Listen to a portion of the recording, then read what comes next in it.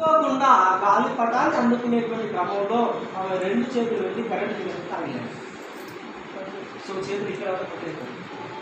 ఆడపిల్ల అర్థమైందా? 14 సంవత్సరాల అమ్మాయి, చాలా అద్భుతంగా అందంగా ఉంటుంది అమ్మాయి. సో కానీ ఏమి చేయలేని పరిస్థితి. అయ్యో దేవుడా, నా జీవితం ఇట్లా అయిపోయిందేమి అని చెప్పేసి ఏడ్చుకుంటూ కూర్చోమంటావా?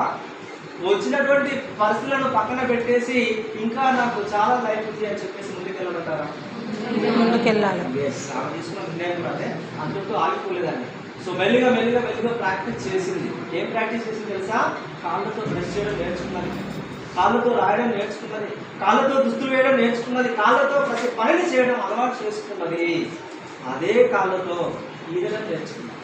ఈరోజు ప్రపంచంలో నంబర్ 1 స్విమ్మర్గా ఉంది. అండ్ అదేవిధంగా ఇంకా చూసినట్లయితే పారా ఒలింపిక్స్ అని జరుగుతాయి కదా, ఆ పారా ఒలింపిక్స్లో గోల్డ్ మెడల్ తీసుకున్నారు. సో ఈరోజు ఒక్కసారి ఆలోచన చేయండి, ఈమె నుండి మనం స్ఫూర్తి పొందాల్సింది ఏంటంటే, ఒక చేతులు లేని అమ్మాయే కాళ్ళ ద్వారా పెన్ను పట్టి రాయడం నేర్చుకుంటుంది. అది చిన్నప్పటి నుండి రాదండి, 14 సంవత్సరాల తర్వాత. 14 సంవత్సరాల తర్వాత అంటే అప్పటికే ఆమె అవయవాలన్నీ పెరిగిపోతాయి. ఎస్ఆర్నో ఇంకా కాలు వంగాలంటే అంత ఈజీగా వంగదు. అట్లాంటిది లేదు, నేను సాధించాలి, నేను చేయాలి, ఇది తప్పితే నాకు వేరే ఆప్షన్ లేదు అనుకున్నది కాబట్టి ఆమె చేయగలిగింది. ఈరోజు ఆమె అనుకున్న లైఫ్లో లీడ్ చేయగలుగుతుంది. ఆమె అనుకున్న